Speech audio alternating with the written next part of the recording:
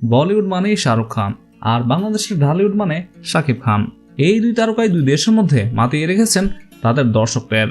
সম্প্রতি শাকিব খান বেশ ভালো সময় পার করছেন। রিসেন্ট তার প্রিয়তমা বেশ সাফল্য কুড়িয়েছে, যেখানে তার অভিনয় এবং ডায়লগ ডেলিভারি সবকিছুই ছিল দেখার মতো। আর সেই প্রিয়তমার সাকসেসের পর নতুন এক চমক নিয়ে এসেছেন শাকিব খান, আর সেই চমকের নাম হচ্ছে দার্দ। সিনেমা লাভার ও মুভিবাজদের মতে এটা নাকি শাকিব খানের সবচেয়ে ইতিহাসের সেরা একটি সিনেমা হতে চলেছে। এই সিনেমাতে শাকিব খানের বিপরীতে অভিনয় করেছেন ইন্ডিয়ার সোনাল চৌহান। তবে দার্দের সবচেয়ে বড় যে চমক সেটা হচ্ছে দার্দের পোস্টারে শাকিব যে লুক দিয়েছেন তাতে বলাই যাচ্ছে সব রেকর্ড ভেঙে যাবে। এই ছবিটি দিয়েই হয়তো শাকিব তার প্রিয়তমার সব রেকর্ড ভেঙে আরো সামনে এগিয়ে যাবেন।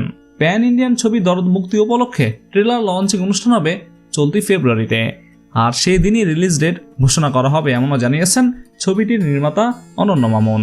সাইকো থ্রিলার রোমান্টিক ধাঁচের ছবি দার্দে শাকিব অভিনীত বাংলাদেশ থেকে নির্মিত প্রথম প্যান ইন্ডিয়ান সিনেমা।